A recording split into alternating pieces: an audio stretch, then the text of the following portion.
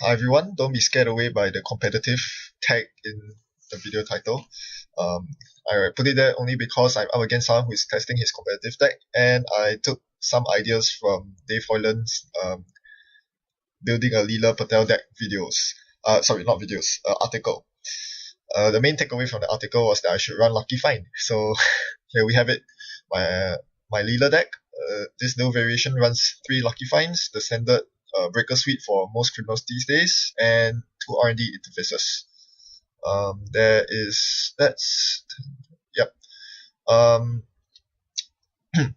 Nothing much to say about this. I'm basically trying out Leela and seeing how good she is up against the typical competitive corp archetypes, and also trying to get a feel of her tempo and when she's strongest, when she's weakest. So hopefully you get to appreciate this video, even though it's not some janky deck. As I said, I'll get around to building janky decks once Order and Chaos comes out. For now, I'll be trying to solidify my game skills because I still have a couple more store champs coming up on the horizon. So I'm up against RP. This is not a good matchup, but I'll do my best. I have 2 big money cards, and the biggest money card of the day is Katie Jones, because this is my only source of prolonged economy. Leela Patel wants to be fast. She wants to be deadly early on. She wants to siege servers as soon as possible. I can't do that without installing Ferry, so I need to take my first turn off to install the Ferry before going out. Unfortunately, I get hit by a wall of thorns on the way.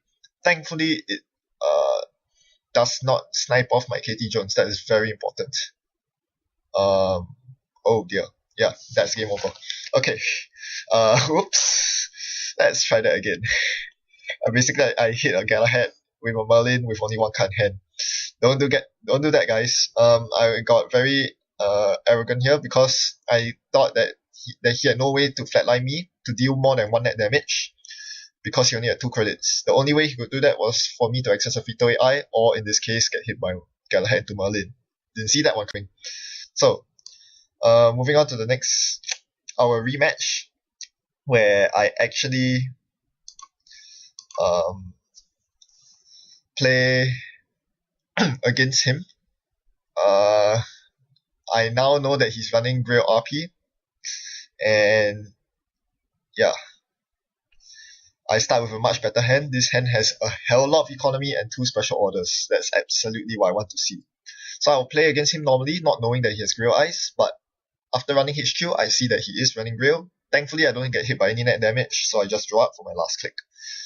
So in our rematch, yeah, you see that he always starts off very solid with eyes on both R&D and HQ. You must do that against Leela Patel, and he does the right thing here. Or rather, he makes a mistake. He ices up his remote instead of archives. You want to ice up archives against both Gabe and Leela because there's a good chance they're both running Sneak Door Beta. You don't want to get hit by that.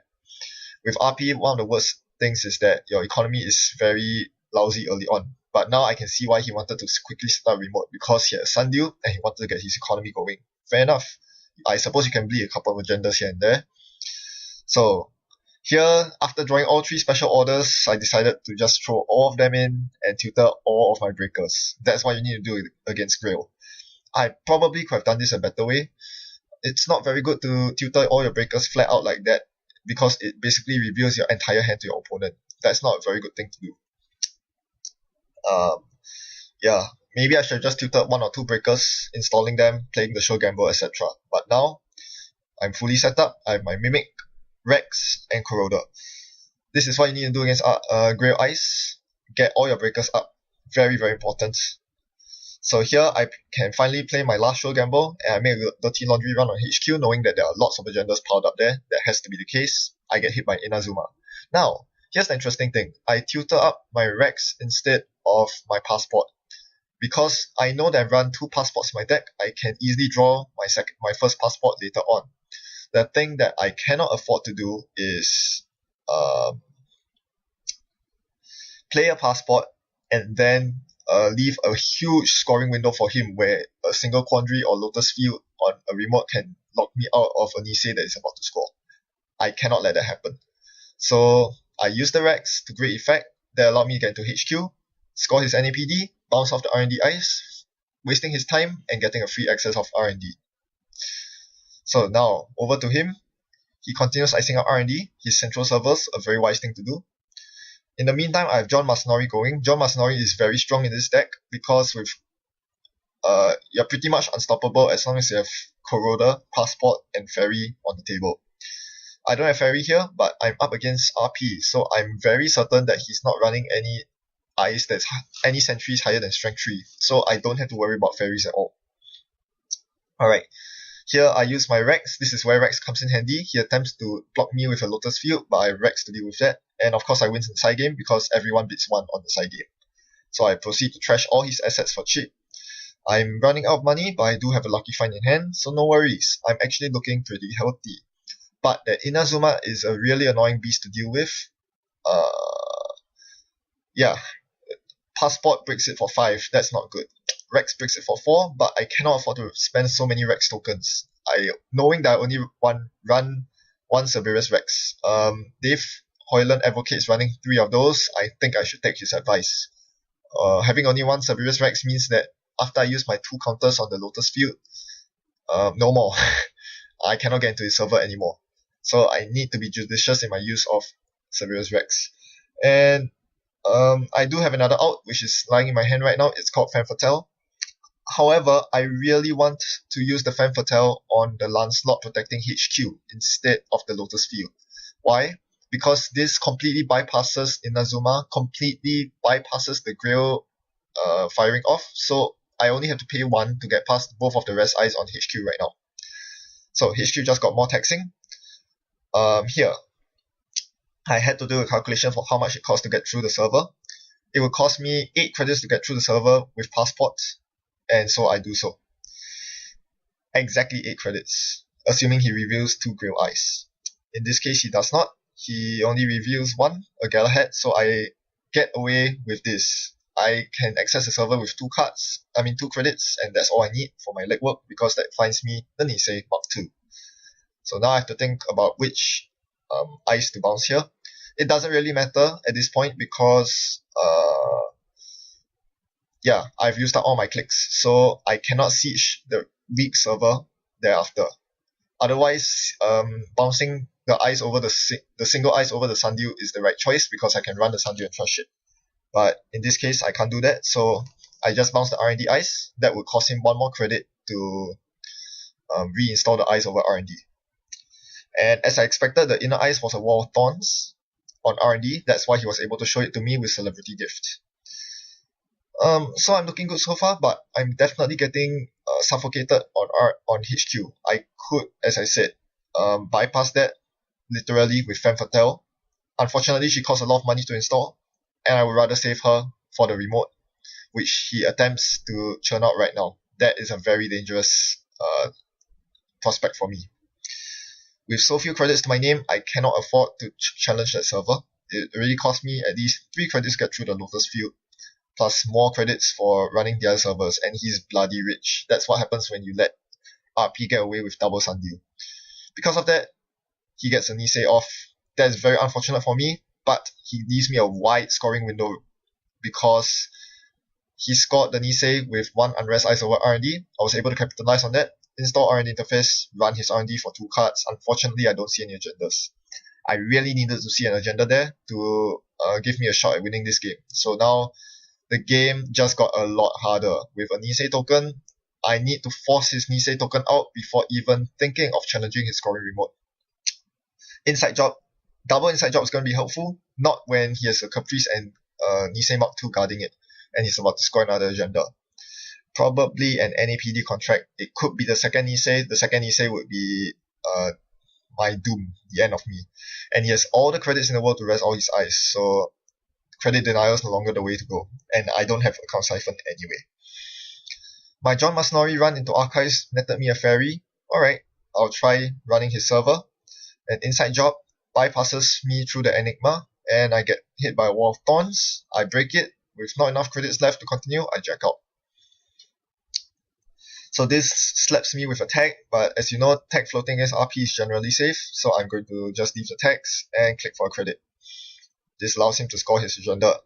But he does a smart thing here, he does not score the agenda. Instead, he solidifies his economy, knowing that he's pretty poor right now, playing the hedge fund, and advancing his card one more time.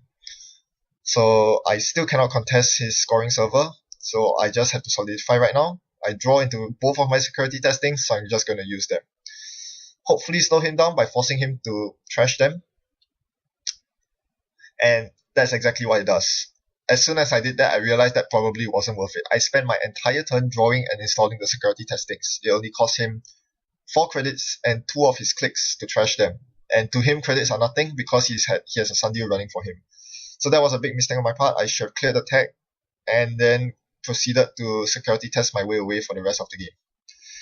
So I finally decided to clear the tag so that I could get KD Jones loaded up next turn. This gives him ample time to score his agenda, but instead of scoring the agenda, he decides to celebrity gift once more. So now I can finally get KD Jones running. Money is what I desperately need right now, which is amazing considering that I started so well with so much money. Lucky Find, sure gambles all the way across the sky. Well, that didn't happen, so he scored the NAPD, and he did this on his second click, so I bounced something, and yeah, he had time to react to it, although he didn't. It didn't matter at that point because I wasn't getting in that server anyway. I wasn't about to take advantage of my scoring opportunity because I couldn't score. So few credits to my name.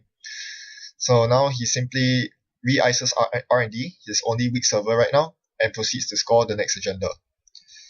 I can't do much at this point. The game is more or less over. I have a few tricks up my sleeve, but all of them rely on getting to HQ. I really need to see the Sneak Door beta. I've been drawing my entire deck just to see the Sneak Door beta. His archives are so weak. If I can perform a triple Sneak Door run on HQ, that could easily win me the game. That's not happening because of the 2 Sneak Doors I'm running. Both of them are stuck in the bottom 7 cards on my deck. So RNG at its finest right here. So I attempt to account siphon him, which was a huge mistake.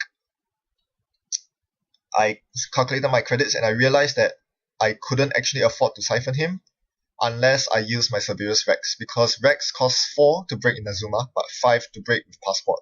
I was 1 credit short of siphoning him with a Passport, but I couldn't. So I had to use Rex, which meant that I'm down to 1 Rex token. That doesn't help matters because he's about to score the Future Perfect.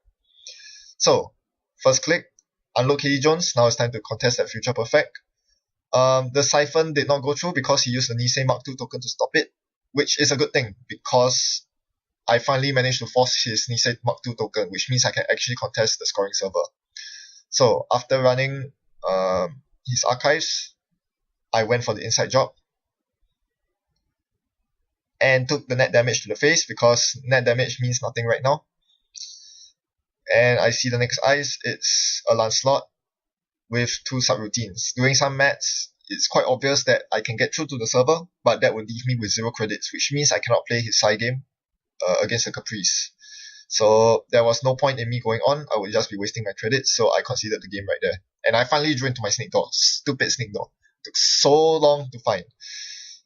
Do you really want to run 3 Snake Doors in Leela? I don't think so. She doesn't make as good a use of it as Gabe does, so you don't want to run 2 redundant copies. But on the same token, I really needed the Snake Door this game. It probably would have scored me 1 more agenda that could have made or broke the game for me. So this was a